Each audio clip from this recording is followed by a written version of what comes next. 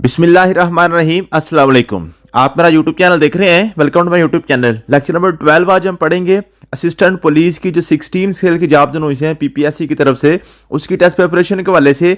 और ये मैथ का हमारा आज आखिरी लेक्चर होगा इंशाल्लाह। ये मैथ हमारा यहाँ पे एंड हो जाएगा। इसके बाद हमने इंग्लिश को स्टार्ट करना है। तो मैथमेटिक्स के बेसिक टॉपिक्स हमने सारे पढ़ लिए हैं। अब हमने इसकी जो तैयारी है इसको अच्छे तरीके से कैसे करना है वो अब हम इसकी रिवीजन करेंगे, बार बार इसको रिवाइज करेंगे बार बार। और इंशाल्लाह इसके लिए हम 1 आवर का लाइव सेशन भी डेली का रखेंगे। इंशाल्लाह मैं अपने ग्रुप में अनाउंस कर दूंगा उसकी टाइमिंग वगैरह, ठीक है जी। तो वो हमने जो हमारे पास्ट पेपर्स है ना जी, उनको बार बार ही समझ लें कि हमने उनको रिवाइज करना है। जो पास्ट पेपर्स मैंने आपको 2019 से लेकर 2024 तक के मैंने आपको पास्ट पेपर शेयर किए हुए हैं। सेपरेट मैथमेटिक्स की फाइल बना के मैंने आपको शेयर की है। उसमें 19 से लेकर 24 तक मैथ के जितने भी क्वेश्चन आपके पीपीएससी की मुख्तलिफ सीटों में, मुख्तलिफ डिपार्टमेंट्स में, जहां जहां भी जो भी पेपर हुआ है वो सारे के सारे मैथ हमने लैदा कर लिया था। तो वो तकरीबन 1000 क्वेश्चन हमारा बनता है। अगर वो 1000 क्वेश्चन जो है ना, अगर हम कर लेते हैं तो उसमें ईच एंड एवरीथिंग हमारी क्लियर हो जाती है। देखिए, मैथमेटिक्स का क्वेश्चन रिपीट नहीं होता आमतौर पे।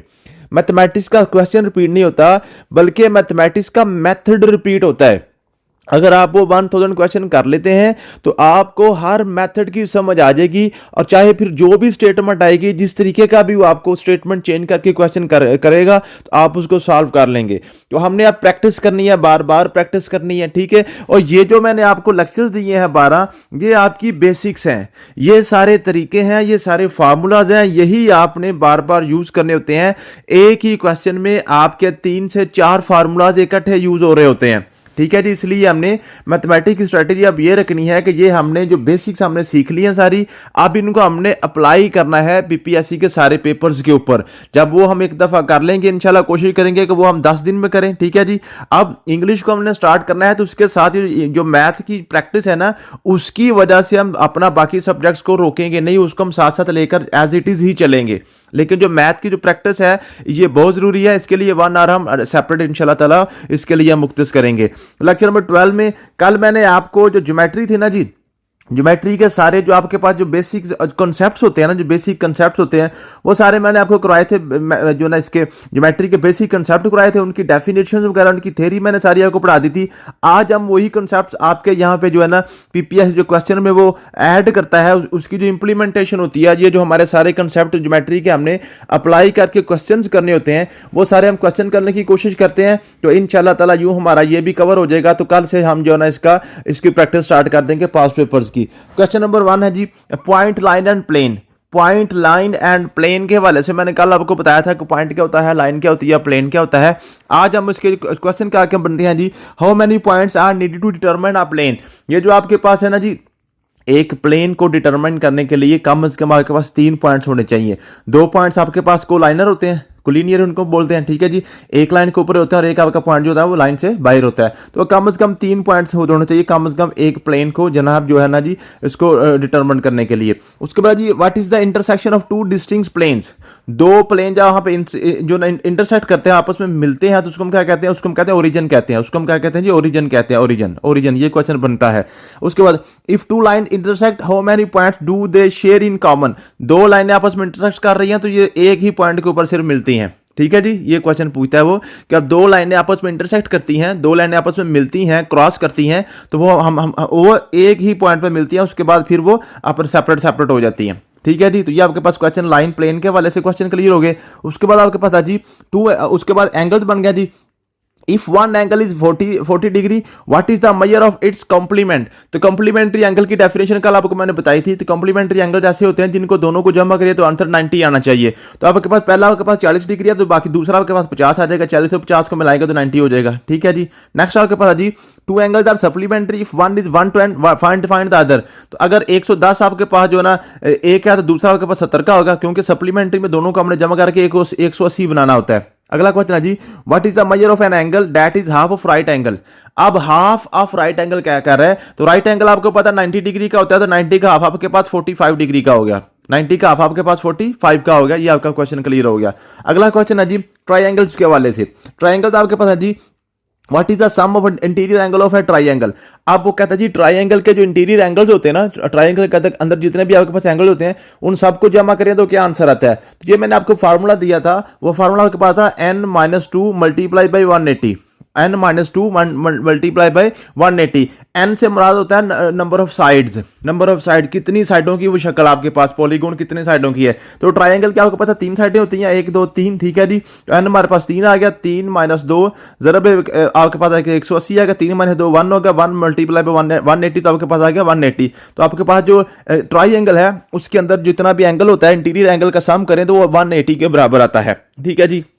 अगला क्वेश्चन जी, in a right angle triangle one angle is 35, what is the measure of the other non right angle. अब देखें एक आपके पास क्वेश्चन हो गया जी, सबसे पहले वो कहता है जी राइट एंगल ट्राइंगल है। राइट एंगल ट्राइंगल कौन सी होती है जिसमें एक एंगल 90 का होता है, एक एंगल 90 का होता है, ठीक है जी। अगर आपको ज्योमेट्री की शेप्स ड्रा करनी साथ साथ आ जाती है तो आप क्वेश्चन कर लेते हैं।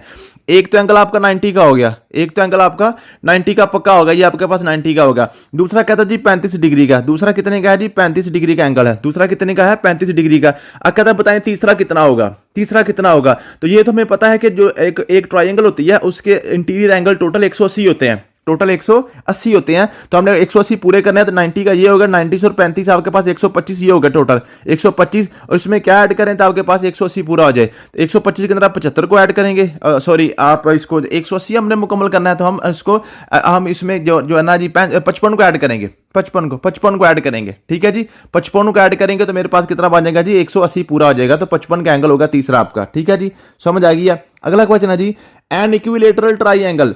इक्विलेटरल ट्राइंगल आपने नाम से ज़ाहिर करना है। इक्विलेटरल ट्राइंगल के जैसे आपके पास नाम आता है इट मींस कि ये ऐसी ट्राइंगल है जिसकी तीनों साइडें आपस में बराबर हैं, तीनों साइडें आपस में बराबर हैं। It has side of 5 centimetre, 5 centimetre, उसका जो है ना जो आपके पास जो उसकी लेंथ जो है ना 5 सेंटीमीटर, ये भी 5 है, ये भी 5 है, ये भी 5 है। Find the measure of each angle. तो आपको पता है जो इक्विलेटरल ट्राइंगल होती है उसकी जब साइडें एक जैसी है तो उसमें जो एंगल भी एक जैसा होता है। तो आपके 180 डिग्री टोटल होता है, उसको 3 पे डिवाइड कर लो तो आपके पास आता है 60। इसमें हर एक एंगल कितने का होगा 60 का होगा, हर एंगल कितना होगा जी आपका 60 का होगा, 6 3 18, ठीक है जी। अगला है जी आपके पास टाइप्स ऑफ ट्राइंगल के बारे से क्वेश्चन कौन कौन से पूछता है वो। टाइप्स ऑफ ट्राइंगल कौन कौन सी है जी, what are the type of triangle that has all sides of different lengths. ऐसी ट्राइंगल जिसकी तीनों साइडें डिफरेंट होती हैं वो कौन सी होती है, वो हमारी स्केलन ट्राइंगल होती है। मैंने कल आपको इनकी जो ना बताई थी इसकी टाइप्स के वाले से मैंने बताया था, ठीक है जी। 3 टाइप्स आपकी साइड्स के वाले से हैं और 3 टाइप्स आपकी इसकी एंगल्स के वाले से हैं। अगला क्वेश्चन आपका बनता है जी, in which type of triangle is one of the angle exactly 90। और ऐसी ट्राइंगल जिसमें एक एंगल 90 का होता है वो आपके पास राइट एंगल ट्राइंगल होती है, ये मैंने कल को बताया था। What is the measure of each angle in the equilateral triangle. Equilateral triangle ऐसी होती है जिसमें तीनों एक जैसे होते हैं, तीनों साइडें और तीनों एंगल्स आपके एक जैसे हैं। तो अगर हमने तीनों साइडें और तीनों एंगल एक जैसे कितने हैं तो 180 को 3 पे डिवाइड करो तो आपका आंसर आता है 60।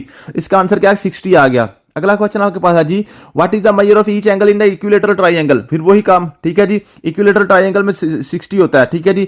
N equilateral triangle has a side of length of 6 centimetre, what is its perimeter. अब इसका पेरीमीटर कितना होता है। पेरीमीटर क्या होता है जी, पेरीमीटर होता है जी आपकी जो बाउंड्री होती है। पेरीमीटर क्या होता है जी, बाउंड्री होती है।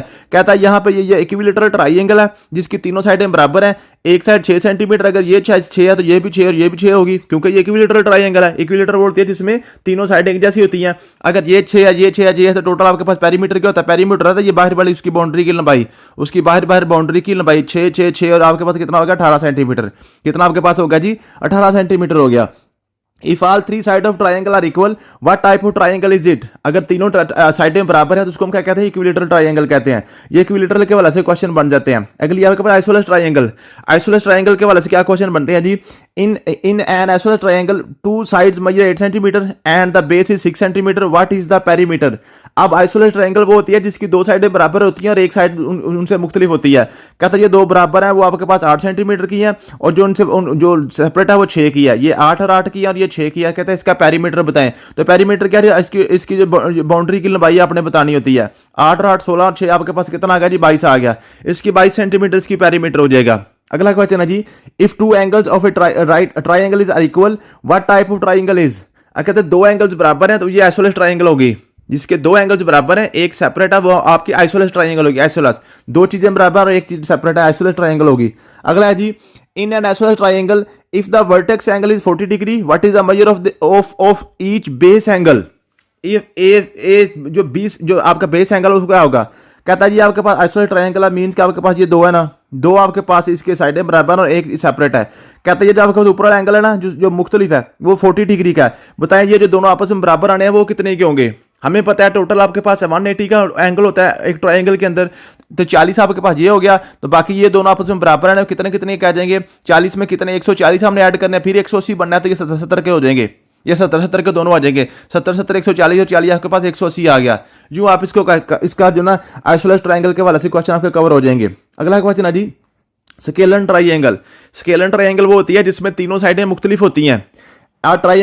A triangle has sides measuring of 5 centimetre, 7 centimetre and 9 centimetre. ठीक है जी, ये क्या है जी आपके पास A triangle has sides of 5 centimetre, 7 centimetre, 9 centimetre. What type of triangle is, कहता है जी उसकी एक लेंथ 5 है, 7 है, 9 है, तीनों आपके पास मुख्तलिफ इसकी लेंथ है, इसका मतलब ये स्केलन ट्रायंगल है। स्केलन ट्रायंगल वो होती है जिसकी तीनों साइडें आपस में मुख्तलिफ होती हैं। ठीक है जी, ये क्वेश्चन आपका क्लियर हो गया। Can a scalene triangle have two equal angles, why or why not. कहता है जी क्या स्केलन ट्रायंगल के दो साइडें या दो एंगल आपस में बराबर हो सकते हैं, ये नहीं हो सकते, क्योंकि स्केलन ट्रायंगल की डेफिनेशन ये है कि इसके तीनों साइडें आपस में मुख्तलिफ होती हैं। अगला क्वेश्चन है जी if no side of triangle is equal what are of triangle is. तो ये भी आपके पास स्केलन ट्रायंगल है। जो स्केलन ट्रायंगल की डेफिनेशन को मुख्तलिफ जो ना टाइप से वो आपसे पूछने की कोशिश करता है। अगला क्वेश्चन है जी right angle triangle. Right angle इसको कायमातुल ज़ाविया मुसल्लस कहते हैं उर्दू में। राइट एंगल ट्रायंगल क्या है जी, in a right angle triangle one angle is 90 and one of the other angle is 30। What is the measure of the third angle. आप देखें एक आपके पास 90 का होगा, दूसरा आपके पास 30 का होगा, तीसरा श्योरली आपके पास 60 का हो गया, क्योंकि टोटल हमने 180 करना होता है ना।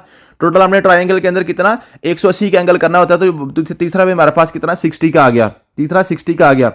A right angle triangle has the legs of 6 centimetre, 8 centimetre. What is the length of the hypotenuse? अब देखें आपको पता है राइट एंगल ट्रायंगल जो है ना इसकी लेंथ जब हमने साइडों की लेंथ निकालनी होती है ना, वो हम पैथागोरस थ्योरम लगाते हैं। पैथागोरस थ्योरम किसे कहते हैं, मसला फिसागोरस। मसला फिसागोरस क्या होता है जी, आपके पास हाइपोटेन्यूज का मुरब्बा इज इक्वल टू बेस का मुरब्बा प्लस आपके पास है ना हाइट का मुरब्बा, हाइट का स्क्वायर या वतर का मुरब्बा, उर्दू में कर लें बराबर आकर कायदा का मुरब्बा जमा मूद का मुरब्बा, ये आपने पढ़ा होगा। ठीक है जी, इसमें वो क्या कह रहा है, कहता है जी इसमें आपके पास है ना लेग एक 6 सेंटीमीटर का और एक 8 सेंटीमीटर का है, और इसका हाइपोटेन्यूज निकालें। अब इनमें से एक आपके पास जो ना बेस है और एक आप इनमें से आपके पास हाइट है, और तीसरी कहता है हाइपोटेन्यूज निकालें। तो हाइपोटेन्यूज का मुरब्बा किसके बराबर होता है जी, बेस का मुरब्बा प्लस हाइट का मुरब्बा। ठीक है जी, हाइट बेस आपके पास 6 ले लें, 6 का मुरब्बा, और फिर आपके पास 8 का मुरब्बा, आपके पास आएगा 36 प्लस आपके पास आएगा 64, 36 और 64 को जमा करें 100 आ गया। हाइपोटेन्यूज का मुरब्बा आ गया 100 के बराबर। दोनों तरफ आप जजर ले लें तो ये स्क्वायर आपके पास जजर के साथ कैंसिल हो जाएगा। एच इज इक्वल टू आपके पास आ गया जी 10 सेंटीमीटर, तो इसका हाइपोटेन्यूज कितना आ जाएगा 10 सेंटीमीटर आ जाएगा। इसका हाइपोटेन्यूज किसके बराबर आ जाएगा 10 सेंटीमीटर के बराबर आ जाएगा। ये आपके पास पैथागोरस थ्योरम है। अगला क्वेश्चन क्या है जी, in a right angle triangle length of legs are 3 centimetre and 4 centimetre. What is the area of triangle. अब एरिया ऑफ ट्रायंगल क्या होता है जी, ये जो आपको राइट एंगल ट्रायंगल होती है ना, ये जो आपको राइट एंगल ट्रायंगल होती है इसका एरिया होता है जी base into height divided by 2। Base इन मीन के कायदा ज़रब मूद बटा 2, कायदा ज़रब मूद जो भी है उसको हमने आधा कर देना होता है, हमने इसको आधा करना होता है, बेस इनटू हाइट करके उसको आधा करना होता है। ठीक है जी, तो आपके पास बेस कितना है जी 3 सेंटीमीटर है, और हाइट आपके पास 4 सेंटीमीटर है। 3 को 4 से मल्टीप्लाई करें 4 3 12, 2 पे डिवाइड करें 6 सेंटीमीटर आ गया। इसका जो आपके पास है ना जी, इसका जो एरिया है वो 6 सेंटीमीटर स्क्वायर आ गया, 6 सेंटीमीटर स्क्वायर आ गया। ठीक है जी, समझ आ गई है। अब यहाँ पे क्वेश्चन देखें, 3 सेंटीमीटर ज़रब 4 सेंटीमीटर, 3 4 बार 12 सेंटीमीटर, सेंटीमीटर मिलकर सेंटीमीटर स्क्वायर बना देता है। 12 को 2 पे डिवाइड करें 6 सेंटीमीटर स्क्वायर आ गया। ठीक है जी, तो यहाँ पे एरिया का अपना यूनिट भी साथ क्लियर करना होता है। आगे आपके पास है Pythagoras theorem.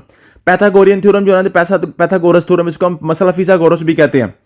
In are right angle, ये याद रखिएगा जो पैथागोरस थ्योरम है आपका सिर्फ राइट एंगल ट्रायंगल पे अप्लाई होता है, कायमातुल ज़ाविया मुसल्लस पे अप्लाई होता है, दूसरी मुसल्सलों पे अप्लाई नहीं होता।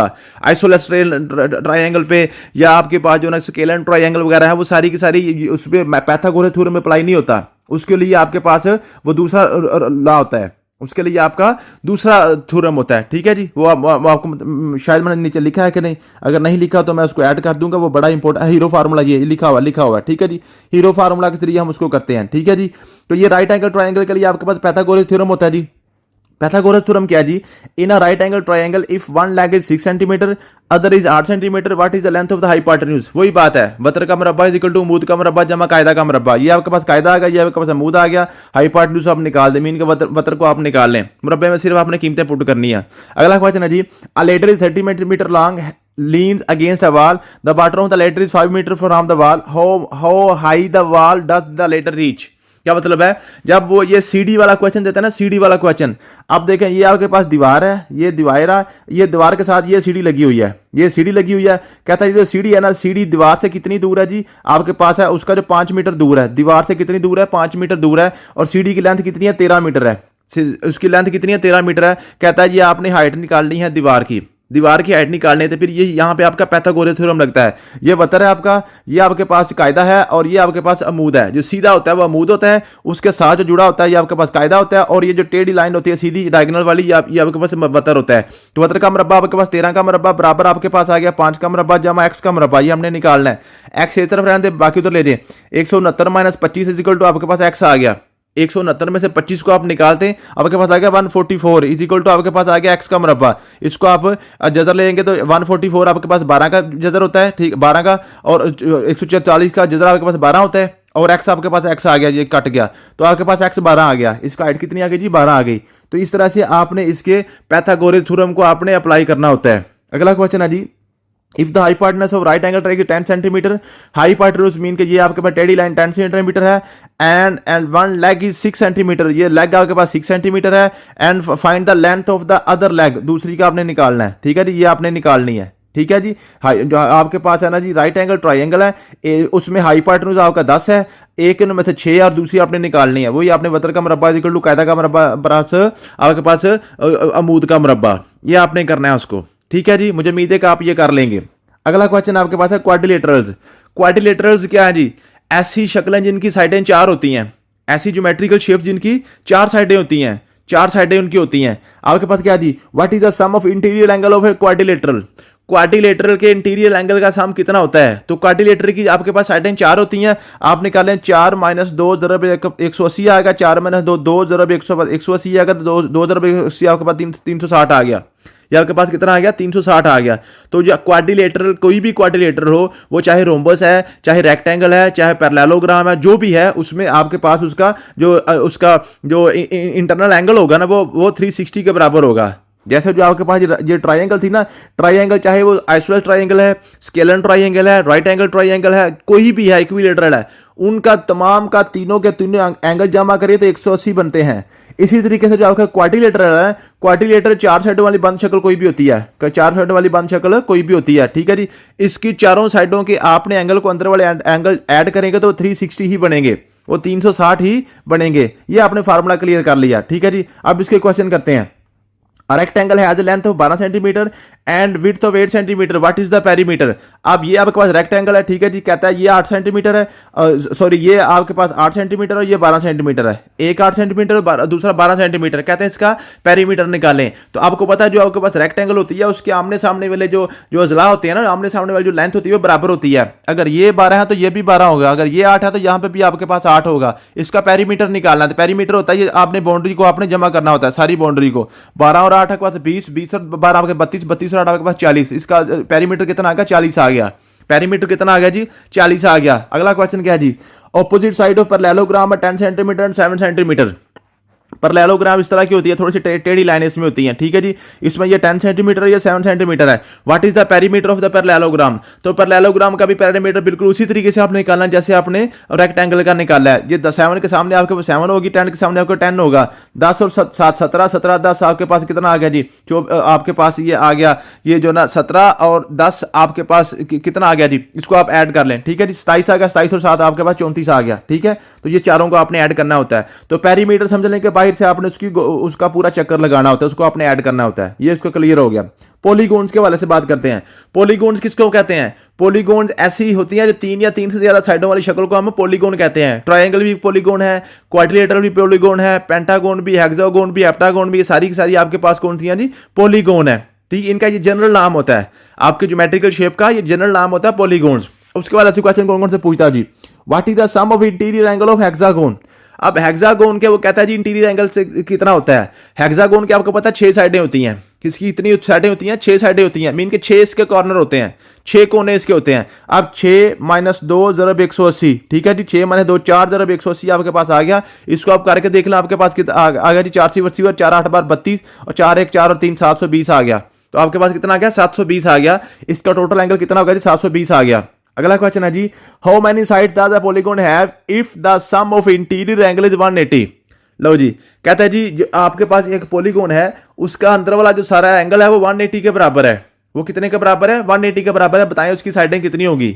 बताएं उसकी साइडें कितनी होगी? तो हमें फार्मूला आता है। क्या फार्मूला है जी? n - 2 × 180 = ये कितना आ रहा है? 1080 आ रहा है। कितना आ रहा है जी? 1080 आ रहा है। अब इसको हम कर लेंगे। n - 2 आपके पास आ गया जी। इसको आप उधर ले जाए, 180 उधर जाके आपके पास डिवाइड हो जाएगा। तो n - 2 = 1080 तक़सीम 80 आ गया। 1080 तक़सीम 80 आ गया। इसको आप इनको आप डिवाइड कर दें। इनको आप क्या करें जी? इनको आपस में काट दें, ठीक है जी। इनको आपस में काट दें। सिवर सिवर के साथ काट गया। 108 तक़सीम 18 आ गया। 108 तक़सीम आपके पास क्या आ गया जी? 18 आ गया। 9 2 बार 18, 9 1 बार 2, 9 2 बार 18, आपके पास 12/2 आ गया, ठीक है जी। 12/2 आपके पास क्या आ गया जी? या 2 1 बार 2, 2 6 बार 12। आंसर आपके पास आ गया n - 2 = 6। n - 2 = 6 आ गया। अब 2 इधर जमा हो जाएगा। n = 6 जमा 2 आपके पास 8 आ गया। तो टोटल आपके पास ये क्या कौन सी थी? 8 साइडों वाली बंद शक्ल थी जिसकी आप इसका जो इंटीरियर एंगल है 1080 बनता है, ठीक है जी। टोटल इसकी 8 साइडें होंगी जिसका इंटीरियर एंगल 1080 बनता है, ठीक है जी। अगला क्वेश्चन है जी, a regular pentagon has all side equal if one side is 6 centimetre what is the perimeter. अब रेगुलर पेंटागोन की बात कर रहा है तो पेंटागोन की 5 साइडें होती हैं, ठीक है जी। और रेगुलर पेंटागोन की हर साइड बराबर होती है। तो एक साइड अगर एक साइड अब 6 सेंटीमीटर है तो 5 साइडें कितने के बराबर होगी? 6 5 = 30 सेंटीमीटर होंगी। तो इसका पेरीमीटर कितना आ जाएगा? 30 सेंटीमीटर आ जाएगा। अब आपको यहां से पेरीमीटर निकालना बिल्कुल बच्चों वाला काम हो जाना चाहिए कि जितनी उसकी साइडें हैं उसकी उतनी साइडें और सबको जमा करें, आपका पेरीमीटर निकल आता है। क्या निकलता है? आपका पेरीमीटर निकल आता है जी। अगला क्वेश्चन है जी, सर्कल्स के हवाले से क्या क्या क्वेश्चन बनते हैं। सर्कल क्या जी? What is the diameter of circle with radius of 7 centimetre. अगर उसका रेडियस सेंटीमीटर तो डायमीटर आपको पता है रेडियस का डबल होता है। ये आपके पास सर्कल है, ये यहाँ ये 7 सेंटीमीटर, इसको आप डबल कर दो तो आपका डायमीटर बन जाता है। अगर उसका रेडियस 7 सेंटीमीटर, डायमीटर उसका 14 हो जाएगा। अगर रेडियस 7 सेंटीमीटर है तो रेडियस उसका 14 सेंटीमीटर हो गया। मुझे उम्मीद है कि ये आप कर लेंगे। अगला जी, what is the circumference of circle with radius of 4 centimetre. अब रेडियस का सर्कमफेरेंस का फार्मूला आपको पता हुआ था 2πr। वो क्या होता है जी? 2πr होता है। और रेडियस आपके पास 4 सेंटीमीटर, आर आपके पास 4 आ गया। 2 × पाई का मतलब होता है 22/7। पाइस का मतलब क्या होता है जी? 22/7 दरब आपके पास आ गया 4। दरब आपके पास क्या आ गया जी? 4 आ गया। अब इसको आप निकाल लें और ऊपर वाले ऊपर से मल्टीप्लाई कर दें, नीचे से इकट्ठे हो जाएंगे। 2 × 22 × 4 नीचे आपके पास आ गया 7, ठीक है जी। 22 2 बार 44, 44 को 4 से मल्टीप्लाई करें, 4 4 बार 16, 1 4 4 बार 16 रहेगा 17, 176/7 आ गया। 176/7 आ गया। अब इसको काट लें। 7 2 बार 14, 3 बचा 36 हो गया। और 7 5 बार 35, 1 बचा शाले लगा 10 हो गया। 7 1 बार 7, 3 बचे फिर 30 हो गया, ठीक है जी। 7 4 बार 28, 2 बच गए 20 हो गया। 7 2 बार 14, फिर आपके पास 6 बच गया, आपके पास 25.142 ये आपके पास उसका एरिया आ जाएगा। सॉरी सर्कमफेरेंस आ जाएगा। सर्कमफेरेंस आ जाएगा, ठीक है जी। सर्कमफेरेंस होता है उसकी जो बाउंड्री की लंबाई होती है उसको हम सर्कमफेरेंस कहते हैं, ठीक है जी। जितनी भी शेप्स होती हैं उनका सबका पेरीमीटर होता है। और ये सर्कल का जो बाउंड्री होती है उसको हम क्या कहते हैं जी? सर्कमफेरेंस कहते हैं। If A card of a circle 10 centimetre long and the radius is 6 centimeter, is the card closer to center to or the circumference। क्या मतलब है? कहता जी आपके पास जो ना या जो ना एक आपके पास सर्कल है, ये आपके पास सर्कल है, ये सर्कल है, ठीक है जी। सर्कल की आपके पास जो रेडियस है 6 सेंटीमीटर है। रेडियस कितना? 6 सेंटीमीटर। ये भी 6, ये भी 6, ये भी 6, ये भी 6, ठीक है जी। अब कहता है एक आपके पास कार्ड है, कार्ड जो है ना, कार्ड की जो लेंथ है वो 10 सेंटीमीटर है। कार्ड की लेंथ क्या जी? वो 10 सेंटीमीटर है, ठीक है जी। कार्ड की लेंथ 10 सेंटीमीटर है। फॉर एग्जांपल मेरे पास यहाँ पे ये कार्ड है। कार्ड कहते हैं जी आप बाउंड्री से बाउंड्री तक का जो लाइन है और लेकिन वो मरकज से नहीं गुजरती। कहता है इसकी लेंथ कितनी है? 10 सेंटीमीटर है।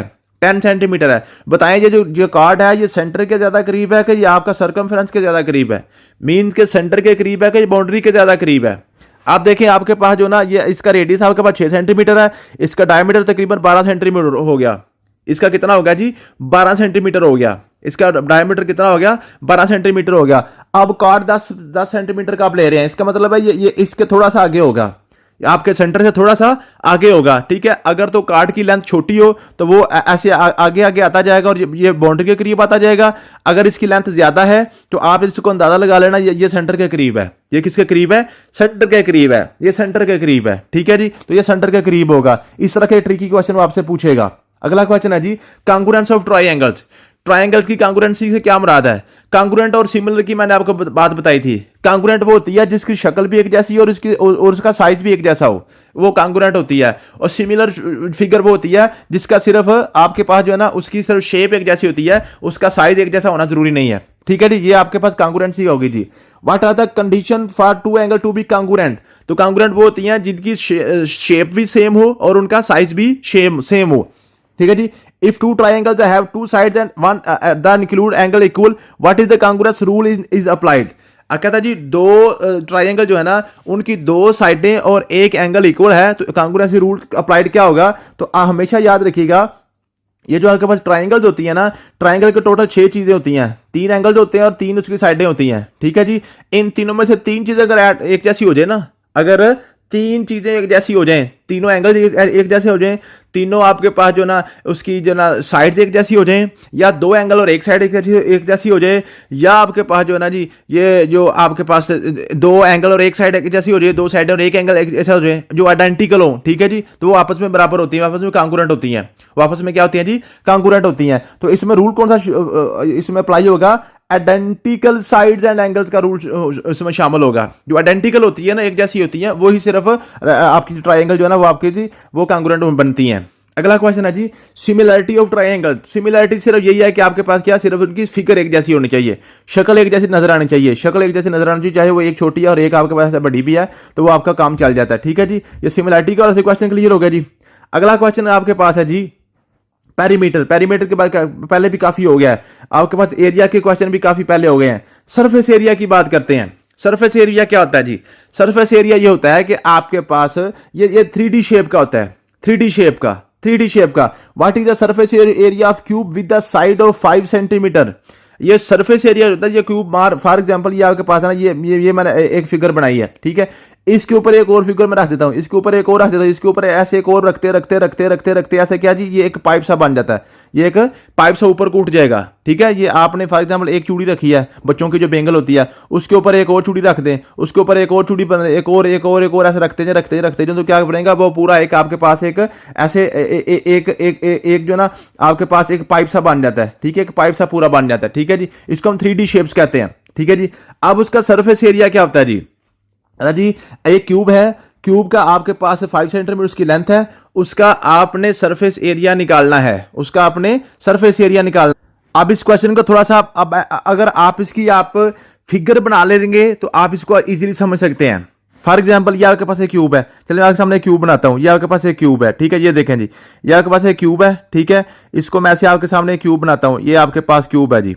फॉर एग्जाम्पल जैसे आपने देखा होगा कोई जूते वगैरह का जो डिब्बा होता है, ये आपकी इस तरह क्यूब होता है। ये आपके पास एक क्यूब है, ठीक है।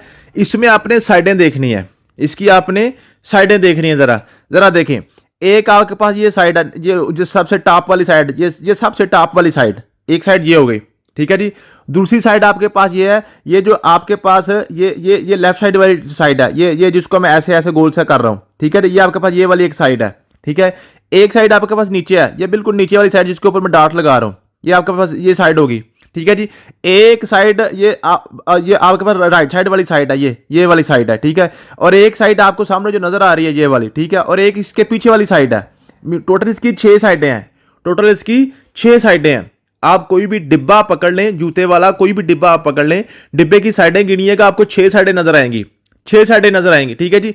तो आपने क्या करना है, अगर आपने किसी क्यूब का सरफेस एरिया निकालना है तो उस ये 6 की 6 साइडों का आपने एरिया निकालना है। 6 की 6 साइडों की लंबाई जरब चौड़ाई आपने करनी है। तो जो क्यूब होता है उसकी लंबाई और चौड़ाई आपस में बराबर होती है। तो यूं आपके पास क्या होता है जी, उसको हम क्या कहते हैं, उसकी लेंथ को आपने उसका स्क्वायर कर देना होता है। तो मींस के यहां पे आपके पास क्या होगा जी, उसकी टोटल 6 साइडें हैं और 5 का मुरब्बा साथ आएगा। 5 बार 25 को 6 से आप मल्टीप्लाई करें, आपके पास आएगा 150। तो ये आपके पास 150 आ जाएगा, इसका 150 सेंटीमीटर आप स्क्वायर, ठीक है जी, उसका सरफेस एरिया आ जाएगा। ठीक है जी, समझ आ गई है। ये आपको बेसिक क्वेश्चन करवाए हैं अभी।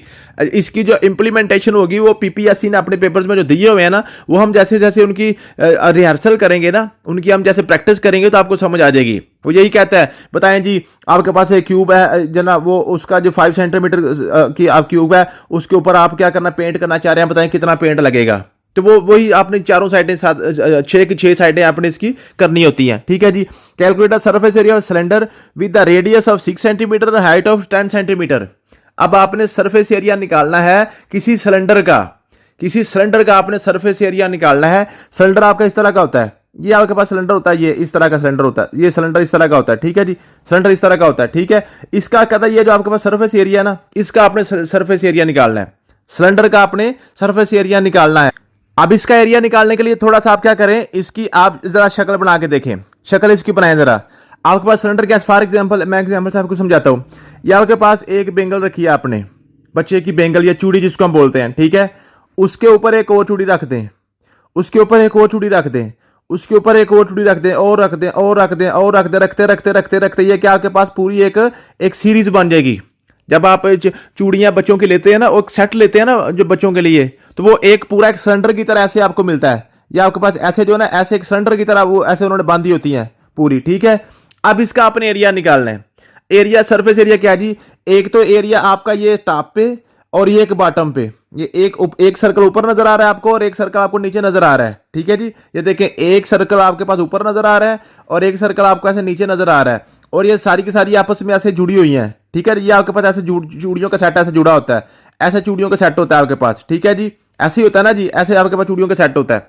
अब एक तो एरिया ये सर्कल बन गया आपके पास, इस सर्कल का फार्मूला क्या था, 2πr, ये आपके पास 2πr, और एक इसका आ गया जी, इसका आ गया जी। ठीक है जी, ये आपके पास आएगा 2πr।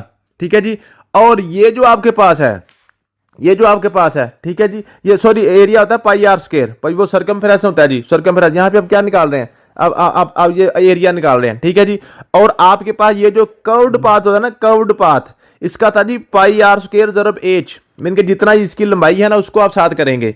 इसके हमने तीनों ऐड करने होते हैं, πr² plus πr² plus πr² h। ठीक है जी, तो आप r² को आप जो ना इसमें आप πr को इसमें आप इसमें से क्या करें, इसको कॉमन ले लें। ठीक है जी, r प्लस h आपके पास बच जाएगा, तीनों को आपने ऐड करना है, तीनों को हमने ऐड करना है ना। πr² आपके पास क्या बन जाएगा, ये देखें, πr² plus πr² plus πr² h, ये आपके पास आएगा 2πr² प्लस πr² आपके पास आ गया जी, πr² h आ गया। ठीक है जी, आपके पास πr कॉमन आ गया, 2 यहां पे r बच गया, आपके पास यहां पे h बच गया। इस फार्मूला में आपने कीमतें पुट करके इसका आंसर निकालना होता है। ठीक है जी, उसके बाद आपके पास है जी, find the surface area of a sphere with radius of 8 centimetre. अब स्फीयर का आपने निकालना है। अब ये सरफेस एरिया के जो आपके पास 3 क्वेश्चन होते हैं ना, उसमें एक तो आपने क्यूब का निकालना है, एक आपने सिलेंडर का निकालना है, और एक आपने स्फीयर का निकालना है, एक आपने स्फीयर का निकालना है। ठीक है जी, समझ आ गई है। तो ये आपने 4πr² से इसको निकाल लेंगे। इनके सिर्फ आपने फार्मूलाज याद करने हैं, फार्मूले मैंने ऊपर आपको लिख के दिए थे आपके ना, आपका जो था लेक्चर नंबर 11 था ना जी, ये देखें यहां पे कहां पे थे, ये पेरीमीटर सर्कल 2πr। ठीक है जी, और उसके बाद ये आपके पास क्यूब आ गया 6a², स्फीयर का 4πr², सिलेंडर का 2πr प्लस h आ गया, कोन का 1/3πr² h आ गया। तो ये आपने ये फार्मूले सिर्फ आपने याद करने हैं। इन फार्मूलाज के अंदर आपने रेडियस की कीमत लगा के इसको आपने सॉल्व करना होता है। ठीक है जी, ये आपके पास क्वेश्चन आ गए। नेक्स्ट आपके पास है जी वॉल्यूम। वॉल्यूम के वाले से क्या जी, क्यूब का वॉल्यूम आपने निकालना है, और उसके बाद सिलेंडर का वॉल्यूम निकालना है, और इसी तरीके से यही वो जैसे आपने उनका एरिया निकालना है उसी तरीके से आपने इनका वॉल्यूम निकालना है। इस तरीके से आपने उसके भी फार्मूलाज आपको मैंने दिए हुए हैं। अगला क्वेश्चन होगा हीरो फार्मूला। हीरो फार्मूला क्या है जी, आप देखें आपके पास ये एक ट्राइंगल होती थी इस तरह की, एक ट्राइंगल आपके पास होती है राइट एंगल ट्राइंगल। इसका जब हमने एरिया निकालना होता था, हम निकालते थे बेस ज़रब height divided by 2, base into height divided by 2 हम कर लेते थे। लेकिन जब अगर आपके पास ऐसी मसलस आ जाए, ऐसी ट्राइंगल आगे आ जाए जिसमें किसी किस्म का कोई आपके पास जो ना अमूद है ही कोई नहीं, अमूद तब बनेगा जब आपके पास 90 का एंगल होगा। इसमें तो कोई 90 का एंगल ही नहीं है। अब इसका एरिया हम कैसे निकालेंगे, इसका एरिया निकालने के लिए हमारे पास फार्मूला होता है हीरो फार्मूला। हीरो फार्मूला क्या कहता है जी, आपने पहले इसका निकालना है, सारी साइडें जमा करके उसको 2 पे डिवाइड करें। ये आपके पास साइड ए है, ये साइड बी है, ये आपके पास साइड सी है, तो a जमा बी जमा सी बटा 2, ये आपके पास निकलेगा s। ये आपके पास क्या निकलेगा, एस निकलेगा। एस निकाल के आपने फिर आपने कीमतें पुट करनी है इसके फार्मूला में। ये मैंने आपको हीरो फार्मूला मेरे ख्याल में कल के लेक्चर में लिख के दिया था शायद, ये है, ये आपके पास है जी। ये आपके पास है जी S into S minus A S minus B S minus C का जजर, ऐसे है जी, S into S minus A into S minus B into S minus C, उसका टोटल का जजर आपने निकालना होता है। ठीक है जी, इसका आपने इस तरीके से इसका आंसर निकालना होता है। चलें ये क्वेश्चन आपको मैं करवा देता हूं, ठीक है जी, हम करते हैं इंशाल्लाह। तो आपका ये देखें, कहता है जी साइड 5 सेंटीमीटर है, एक 12 सेंटीमीटर है, एक 13 सेंटीमीटर है। ठीक है जी, अब इन सब को जरा ऐड करें, जरा 12 13 25 25 और 5 30, 30 को 2 पे डिवाइड करें, ऐसा आपके पास आ गया 15। ए जमा बी जमा सी बटा 2 है ना आपके पास एस। ठीक है जी, ऐसा आपके पास आ गया 15। अब एस में से आप निकालें ए, एस माइनस ए आपके पास आ गया जी, 15 से 5 निकालें आपके पास 10 आ गया। एस माइनस बी निकालें जरा, तो 15 से 12 निकालें 3 आ गया। एस माइनस सी निकालें, 15 से 13 निकालें आपके पास 2 आ गया। ठीक है जी, तो आपके पास फार्मूला है एस इंटू एस माइनस ए जरब एस माइनस बी जरब एस माइनस सी। तो एस आपके पास कितना है जी 15, 15 लगा दिया, जरब एस माइनस ए आपके पास कितना है 10 है, एस माइनस बी आपके पास 3 है, एस माइनस सी आपके पास 2 है। इन सब का जजर ले लें, इन सब का आप जजर ले लें। 2 3 बार 6 6 आ गया जी, 15 और 6 10 बार 60 आ गया आपके पास। 60 को 15 से जलब करें, 15 6 1 90 900 आ गया। टोटल आपके पास क्या आ गया जी 900। 900 का आप जजर निकाल लें तो आपके पास क्या आ जाएगी 300 आ गया। ये आपके पास क्या आ गया जी, आपने इसका जजर निकाल लें, 900 का आप जजर निकाल लें। ठीक है जी, तो आपके पास कितना आ गया जी 330 आ गया, 30। ठीक है जी, ये आपके पास आंसर आ जाएगा। मुझे उम्मीद है कि इस तरह से आपने हीरो फार्मूला को अप्लाई करना आपको आ जाएगा। ठीक है जी, इसका मजीद जो है ना पीपीएससी के जो आपके पास पास पेपर है उनके 1 बाय 1 सारे क्वेश्चन मैं सॉल्व जब करूंगा तो आपके पास मजीद इसकी जो ना प्रैक्टिस आपके पास हो जाएगी। ठीक है जी, उसके बाद आपको पता है कोऑर्डिनेट ज्योमेट्री। कोऑर्डिनेट ज्योमेट्री क्या है जी, ये कल भी आपको मैंने बताया था, कहता है जी find the distance between 3 2 and 7 6। अब कहता है जी आपके पास एक पॉइंट है 3 और 2, दूसरा पॉइंट है 7 और 6, इनके दरमियान कहता है जी आप क्या करें मिड पॉइंट निकालें। तो मिड पॉइंट आपने कैसे निकाला, ये भी एवरेज की तरह ही होता है। एक्स को एक्स में जमा करें 7 और 3 10 बटा 2, और आप वाई को वाई में जमा करें 6 और 2 8 बटा 2। ठीक है जी, जैसे एवरेज निकालते हैं ना हम नंबरों की, इस तरीके से इनकी भी आपने निकालनी है। 10 बटा 2 5 आ गया, 8 बटा 2 4 आ गया, तो 5 और 4 इनका मिड पॉइंट आ जाएगा। इनका मिड पॉइंट 5 और 4 आ जाएगा। ये कोऑर्डिनेट ज्योमेट्री में इस तरह के क्वेश्चन पूछता है। अगला क्वेश्चन है जी calculate the mid point of the line segment joining. ये इन दोनों को आप कहता है जी इनके दरमियान भी आप मिड पॉइंट निकालना। तो वही आपने 1 और 5 को जमा करें, पहले को जमा करें, दूसरे को जमा करें, दोनों को 2 पे डिवाइड करें, इसका मिड पॉइंट आ जाएगा। इसका आपके पास क्या आएगा जी मिड पॉइंट आ जाएगा, इसका मिड पॉइंट आ जाएगा। ठीक है जी, मुझे उम्मीद है कि ये क्वेश्चन आप इस तरह से कर लेंगे। आप अगला क्वेश्चन आपके पास स्लोप का क्वेश्चन। अगला what is the slope of the line passing through point 2 3 6 और 7। इनमें से कहता है जी स्लोप निकालें इनकी। स्लोप का फार्मूला क्या होता है जी m बराबर y2 minus y1 over x2 minus x1। ये स्लोप का फार्मूला होता है। y2 यहां पे क्या है दूसरे का y7 माइनस आपके पास 3 आ जाएगा, बट आपके पास आ गया जी x2 6 आ गया, और x1 आपके पास 2 आ गया, 6 माइनस 2। ऊपर आपके पास क्या बन गया जी 7 में से 4, नीचे आपके पास 4 4 4 से काट गया, इसकी स्लोप आ गई 1। इसकी स्लोप क्या आ गई जी 1 आ गई। तो आपने इसके y को y से माइनस करना है, x को x में से माइनस करना है, और उनको आपस में डिवाइड कर देना है, आपके पास स्लोप आ जाएगी। ये स्लोप का फार्मूला होता है, बिल्कुल सिंपल सा। अगला क्वेश्चन आपके पास क्या है जी parallel lines and transversals. Parallel lines और ट्रांसवर्सल का क्या मतलब है। ट्रांसफर आपके पास है जी 2 parallel lines are cut by transversal if one will alternate interior angle is 65, what is the measure of the other alternate interior angle. ये आपके पास है। ये आपके पास कहता है जी ये आपके पास 2 आपके पास पैरेलल लाइंस है, इनको एक ट्रांसवर्सल काटती है।